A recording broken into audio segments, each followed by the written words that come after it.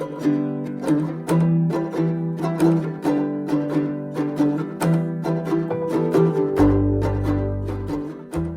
번째 순서인 이번 세션에서는 효성 인포메이션 시스템의 김도진 수석 컨설턴트께서 온프레미스 데이터 레이크 구축 사례로 본 데이터 운영 전략의 변화를 주제로 발표해 주시겠습니다.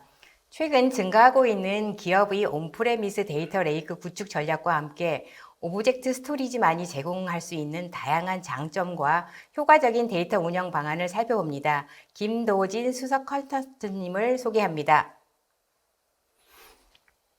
안녕하세요. 저는 효성 인포메이션 시스템에서 근무하고 있는 김도진이라고 합니다. 온프레미스 데이터 레이크 구축 사례로 본 데이터 운영 전략의 변화라는 주제로 오늘 발표를 하게 되었고요. 사전에 잠깐 제가 발표드릴 내용을 말씀드리자면 저희 오브젝트 스토리지 기반의 데이터 레이크를 구축한 저희 고객 사례 두 가지 케이스를 오늘 설명을 드리려고 하고 있고요. 거기서 각 고객사의 고객의 고민이 무엇이었는지, 그리고 어떤 효과를, 어떤 이득을 취하셨는지에 대해서 잠깐 설명을 드리려고 합니다. 먼저 데이터 레이크를 설명드리기 전에 이런 데이터의 증가에 대한 부분들을 설명드리지 않을 수 없을 것 같습니다. 누구나 다 알고 계시는 것처럼, 여기 지금 컨퍼런스에 참석하고 계시는 누구나 다 알고 계시는 것처럼 지금 데이터는 계속해서 증가를 하고 있고요. 데이터의 증가는 바로 인프라 운영 비용의 증가로 직결된다라고 다들 알고 계시고 이해하고 계시리라 생각됩니다. 그럼 이런 데이터 증가에 대응하기 위한 기술적인 방안, 기술적인 전략, 대응 방향, 이런 것들은 여러 가지가 있을 것인데요. 일반적인 데이터 증가에 대한 대응할 수 있는 방안들은 제가 이렇게 네 가지 나열을 해놨지만 이외에도 여러 가지가 있을 거라고 생각이 듭니다. 제가 오늘 설명드릴 내용은 아무래도 이제 온프레미스 환경의 데이터 레이크에 대한 내용을 설명드리려고 하고 있고요. 그 중에 이제 대표적인 케이스 두 가지인데요. 하나는 정형 데이터, 즉 이제 EDW를 운영하고 계시는 고객사에서 오브젝트 스토리지 기반의 데이터 레이크를 적용하신 케이스이고요. 또 한 가지 케이스는 딥러닝이나 빅데이터를 운영하고 계시는 고객사에서 굉장히 많은 비정형 데이터를 수집, 운영, 활용하고 계시는 그런 환경에서의 데이터 레이크 구축 사례가 될 것 같습니다. 먼저 EDW 운영 고객의 데이터 레이크 구축 사례를 말씀드리겠습니다. 보시는 바와 같이 그림과 같이요. EDW를 운영하고 계시는 고객사 환경은 일반적인 그런 데이터 웨어하우스 환경과 크게 다르지 않습니다. 하지만 규모만 보자고 하면 굉장히 큰 EDW 환경을 운영하고 계시고요. DW 환경에 대해서 간략하게 말씀드리면 DB 스키마는 32개 정도, DB 테이블은 약 한 16,500개 정도를 운영하고 계셨고요. 전체 DW 규모는 용량으로 말씀드리자고 하면 한 160테라 정도 운영하고 계셨습니다. 데이터 서비스를 하고 있는 데이터 마트는 최대한 26개 정도를 운영하고 계시는 그런 EDW 환경을 운영하고 계시는 것이죠. 그리고 오른쪽에 보시는 것처럼 데이터 보호를 위해서 이제 LTO 기반의 백업 환경을 운영하고 계셨고요. 이런 EDW 운영하고 계셨던 고객사의 그 담당자분의 고민은 제가 정리를 해봤을 때 이렇게 크게 세 가지인 것 같았습니다. 첫 번째는 EDW 차세대 시스템을 도입하고 계셨기 때문에 도입을 고려하고 계셨고 도입을 추진하고 계셨던 고객 담당자 입장에서는 차세대 시스템 차세대라는 이름에 걸맞는 그런 아키텍처를 도입해야 한다는 필요성을 가지고 계셨고요. 두 번째는 계속 늘어나는 데이터 서비스의 요구사항을 어떻게 하면 잘 수용할 수 있을지, 어떻게 하면 잘 처리할 수 있을지에 대해서 고민을 하고 계셨습니다. 그리고 세 번째는 누구나 어떤 고객사, 어떤 조직의 인프라를 운영하시던 아니면 어떤 업무 시스템을 운영하고 계시는 담당자이시던 간에 다 동일하게 고민하시는 부분이겠지만 이제 비용 절감에 대한 그런 이슈를 세 번째 고민이라고 저는 생각을 했습니다. 이런 고민들을 기준으로 제가 이렇게 옆에서 바라봤을 때 어떤 방향성으로 어떤 전략을 가지고 데이터 레이크를 가져갔는지를 좀 자세하게 설명드리면요. 일단 지금 보시는 그림과 같이 전체 데이터 레이크는 오브젝트 스토리지만으로 된 것은 아니고요. DW 시스템과 오브젝트 스토리지가 결합을 해서 하나의 데이터 레이크를 구성했다고 보시면 될 것 같습니다. 그리고 데이터 레이크는 지금 A사의 데이터 레이크는 비정형 데이터는 포함하고 있지 않아요. 이제 정형 데이터를 처리하는 정형 데이터를 서비스하는 그런 데이터 레이크 형태라고 보시면 될 것 같습니다. 그래서 저희 HCP라고 되어 있는 저 박스 부분에 이제 백업과 그리고 웜 데이터 영역 그리고 데이터 서비스를 위한 영역 이렇게 크게 세 가지 영역으로 저희 오브젝트 스토리지를 구성을 한 그런 케이스라고 보시면 될 것 같고요. 왜 저렇게 세 가지 영역으로 구분을 해서 오브젝트 스토리지를 구성을 했고 어떻게 전체 데이터 레이크를 구성을 했는지 조금 더 들어가서 설명을 드려보겠습니다. 첫 번째는 운영 리소스의 최적화를 어떤 방향으로 방법을 할 것인지에 대해서 고객은 고민하셨고요. 그 부분을 오브젝트 스토리지로 이제 적용한 그런 케이스라고 보시면 될 것 같아요. 왼쪽에 보시는 것처럼 핫데이터와 웜데이터는 기존 레거시 인프라 같은 경우는 같은 시스템에서 동일한 시스템에서 같이 운영을 하셔야 되죠. 근데 이런 데이터 서비스가 계속 늘어나고 그런 서비스를 수용하기 위해서는 운영 리소스가 이제 항시 충분히 확보되어야 하는데 그런 비용 효율적인 부분이라든지 리소스 운영적인 측면에서 이것을 확보하기가 그렇게 쉽지 않았던 것이죠. 그래서 고객께서는 오브젝트 스토리지의 그 웜 데이터 영역을 따로 분리하셔서 구성했다는 것이고요. 웜 데이터로 분리를 하셨지만 그 데이터를 뭐 이렇게 재워놓는 즉시 쓸 수 없는 그런 영역이 아니고 필요할 때는 언제든지 쓸 수 있는 이제 익스터널 테이블이라는 그런 구성으로 변경을 하셨던 그런 오브젝트 스토리지 적용 방안이라고 보시면 될 것 같습니다. 그래서 아래 표에 보시면 로컬 테이블 쿼리와 익스터널 테이블 쿼리 이렇게 두 가지 케이스로 비교를 제가 해놨는데요. 이 표는 어떤 설명이냐면 왼쪽은 인메모리 환경에서 동일한 테이블을 쿼링을 했을 때 어떤 처리 성능을 보였는지를 두 가지 케이스로 각각 비교를 한 것입니다. 수치상으로 보자고 하면은 32초와 117초 큰 성능 차이인 것으로 보이겠지만 오브젝트 스토리지가 가져갈 수 있는 비용과 인메모리 DW 시스템이 가져갈 수 있는 비용 차이를 비교한다고 하면 오브젝트 스토리지에서 운영할 수 있는 이런 데이터 서비스의 가성비가 훨씬 더 높은 그런 수준이라고 보실 수 있을 것 같고요. 그리고 웜 데이터의 특성이라는 것이 항시 필요한 그런 데이터가 아니고 어쩌다가 한 번씩 필요한 그리고 요구 성능이 그렇게 높지 않은 그런 수준의 데이터 서비스이기 때문에 오브젝트 스토리지로 담아서 운영을 한다고 하더라도 충분히 운영 서비스에 영향이 없는 그런 환경으로 전환을 했다고 보시면 될 것 같습니다. 제가 이 환경을 구성을 하면서 저희 그 고객사의 DBA 분께 이 오브젝트 스토리지로 익스터널 테이블을 구성한 가치에 대해서 제가 이제 여쭤본 부분이 생각이 나는데요.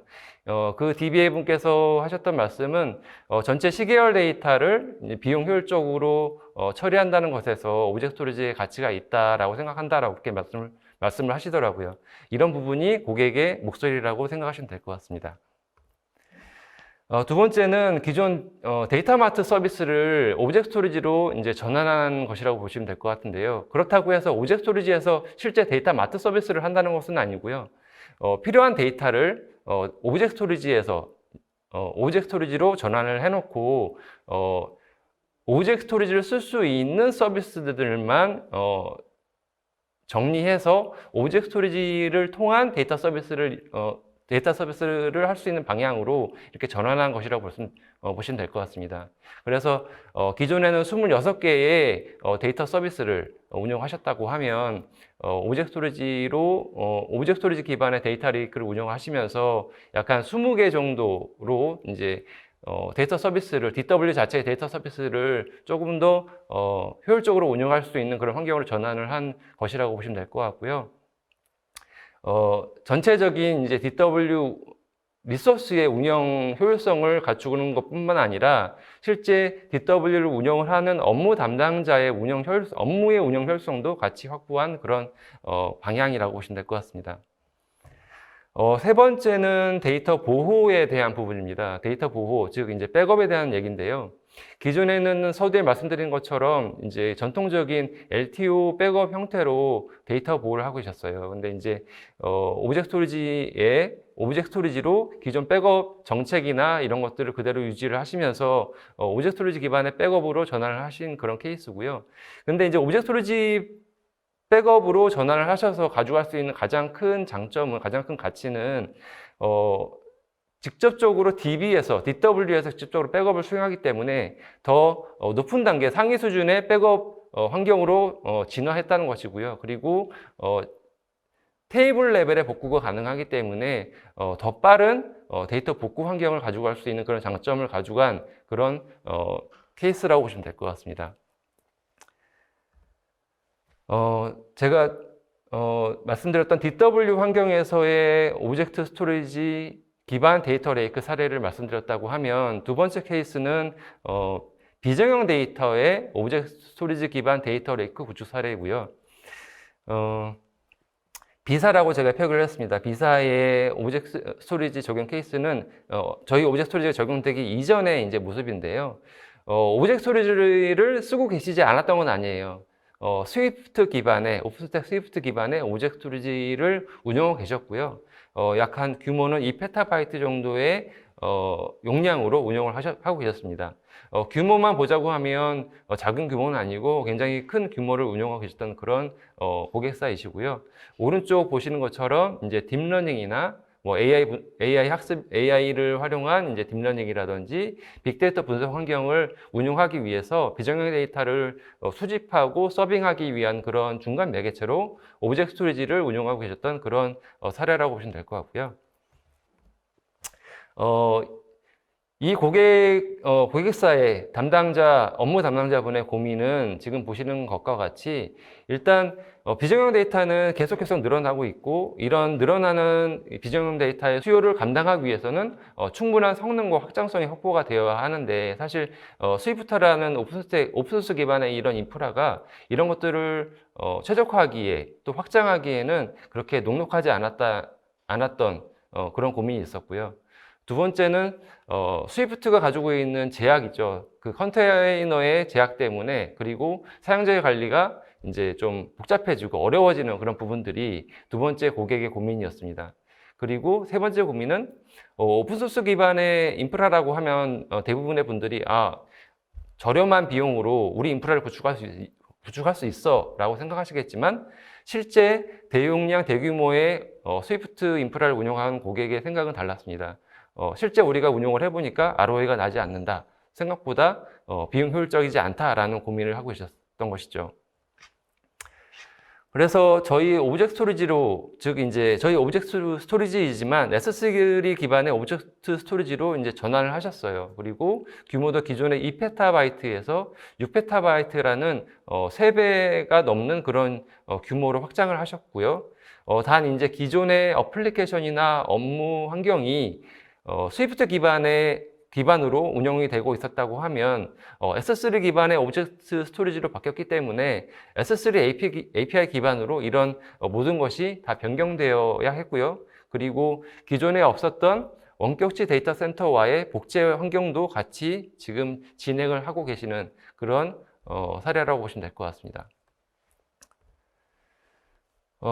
그래서 서두에 말씀드린 것처럼 고객의 고민 중에 하나가, 첫 번째 고민 중에 하나가 확장성과 성능 확보였잖아요. 보시는 것처럼 스위프트의 환경은 성능 최적화를 하기가 굉장히 까다로웠어요. 그리고 하드웨어적인 리소스나 네트워크적인 리소스를 추가한다고 하더라도 확장성을 충분히 확보한다거나 성능을 충분히 확보하기가 상당히 어려웠다라는 것이 고객의 고민이었고, 저희는 이런 부분들이 사전에 최적화되어 있기 때문에 쉽게 고객이 성능을 확장해 나가고 그에 비례하게 용량도 확장해 나가는 확장성을 보다 용이하게 가져갈 수 있는 그런 장점을 저희 오브젝트 스토리지를 통해서 가져갈 수 있었다라고 보시면 될 것 같고요. 두 번째는 데이터 센터의 확장이에요. 앞에는 이제 데이터 용량과 성능에 대한 확장이라고 보셨다고 하면 두 번째는 데이터 센터의 확장이라고 보시면 될 것 같습니다. 저희 비고객사께서는 3개의 데이터 센터를 보유하고 계셨어요. 근데 한 곳의 데이터 센터에만 모든 오브젝트 스토리지 인프라를 수용하기에는 굉장히 늘어나는 오브젝트 스토리지를 수용하기에는 전산센터가 이제 한 곳에 집중된다는 그런 이제 취약점을 가지고 갈 수밖에 없었던 거죠. 그래서 원격지에 있는 데이터 센터를 확장을 한다든지, 그리고 DR 요구사항을 반영할 수 있는 그런 원격지 데이터 센터와의 그 복제 환경이라든지 이런 것들을 충분히 고려할 수 있는 그런 환경으로 개선되었다는 것이고요. 이런 부분들은 기존의 스위프트 환경에서는 사실 적용한다거나 고려하기 쉽지 않은 그런 부분들이었죠. 그래서 저희 오브젝트 스토리지를 통해서 DR에 대한 복제라든지 데이터 센터 확장을 쉽게 고려하실 수 있고 개선시키고 발전시킬 수 있는 그런 환경으로 변경하셨다. 그런 가치를 가져가셨다라고 보시면 될 것 같습니다. 그리고 세 번째 전략은 보시는 것처럼 왼쪽에는 스위프트 환경은 굉장히 복잡해 보이잖아요. 그리고 그에 반면에 오른쪽에 저희 오브젝트 스토리지 기반의 S3 환경은 단순하고 심플해 보이실 겁니다. 제가 왜 이렇게 그림을 그렸냐 하면 스위프트 환경에서 구현되는 저장소의 개념은 컨테이너 단위로 구성이 되고요. 이 컨테이너의 제약이 한 개의 컨테이너당 30만 개의 오브젝트만 수용할 수 있는, 즉 한 개의 컨테이너당 30만 개의 파일만 수용할 수 있는 제약을 가지고 있었어요. 이렇다라는 것은 많은 오브젝트를 해야 하는, 파일을 수용해야 하는 규모가 커지면 커질수록 많은 컨테이너를 생성을 해야 되고, 컨테이너의 수가 늘어나면 늘어날수록 그것에 따른 사용자의 권한 관리가 점점 더 복잡해질 수밖에 없다라는 그런 제약을 가지고 갈 수 있다는 것이죠. 그래서 이런 고객의 불편함을 저희 오브젝트 스토리지 환경에서는 단 53개의 저장소, 즉 버켓으로 전환을 하셔서 전체적인 저장소의 관리 포인트를 대폭적으로 단순화하셨고요. 그것에 맞게 사용자 관리에 대한 부분들도 단순화시켜서 저장소 관리와 사용자 관리가 굉장히 효율적이고 쉬워졌던 그런 부분이라고 보시면 될 것 같습니다. 그리고 네 번째는 데이터 보호 비용에 대한 부분입니다. 사실 스위프트는 어쩔 수 없이 세벌 카피라는 데이터 보호 방식을 취할 수밖에 없어요. 그렇다라는 것은 데이터 보호를 하기 위해서 3배의 인프라가 필요하다는 것이죠. 3배의 인프라가 필요하다는 것은 비용적인 부분이라든지 데이터 센터의 상면이라든지 이런 것들이 모든 것이 3배가 필요하다는 것이죠.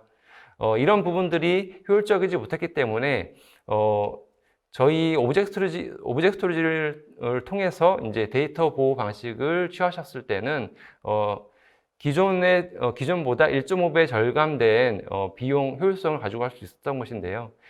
그런 기술들은 저희가 가지고 있는 이레이저 코드라고 하는 데이터 보호 방식을 취하셨기 때문에 가능하셨던 것이라고 보시면 될 것 같습니다.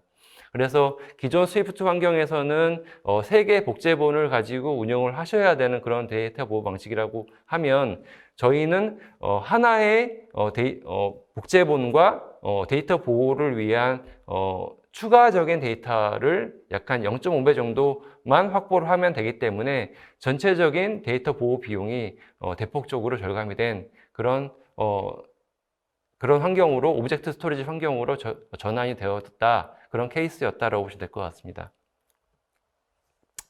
네, 지금까지 2가지 정형 데이터를 수용하는 그런 이제 오브젝트 스토리지 기반의 데이터 레이크 환경 구축 사례를 제가 소개해 드렸고요. 두 번째는 비정형 데이터를 수용해야 하는 대규모 분석 환경에 적용이 된 오브젝트 스토리지 기반 데이터 레이크 구축 사례를 제가 소개를 드렸습니다. DW 환경, 즉 이제 정형 데이터가 적용이 된 데이터 레이크 환경은 사실 고비용 시스템을 조금 더 비용 효율적으로 운영할 수 있는 그런 환경을 제공해 드렸고요. 그리고 데이터 서비스 방향이나 전략도 좀 더 전사적인 측면에서는 좀 더 효율적인 방향으로 이제 전환했던 그런 케이스라고 보시면 될 것 같습니다. 그리고 두 번째 케이스는 대량으로 늘어나는 그런 비정형 데이터를 좀 더 성능적 향후 늘어나는 데이터를 감안해서 성능이라든지 용량 확장성을 쉽게 가져갈 수 있는 그런 부분과 전체적인 운영 관리적인 측면에서도 좀 더 효율성을 높여갈 수 있는 그런 체계로 전환을 한 그런 두 가지 케이스를 제가 설명을 드렸고요. 사실 이런 오브젝트 스토리지를 도입을 하는 데 있어서 단순히 인프라만, 뭐 하드웨어적인 설치만 이렇게 된다고 해서 다 끝나는 것은 아니었던 것 같아요. 어플리케이션을 고려한, 네트워크를 고려한, 그리고 또 전체적인 인프라를 고려한 모든 것들이 같이 지원이 돼야 그런 이제 고객이 원하시는 그런 개선 효과, 도입 효과를 충분히 가져갈 수 있었다고 저는 생각이 들고요. 저희가 가지고 있는 저희 내부 인력들이 이런 부분들을 충분히 소화하고 지원을 해드렸기 때문에 성공적인 그런 데이터 레이크로서의 로이 전환이 이루어지지 않았나라고 생각을 합니다. 네.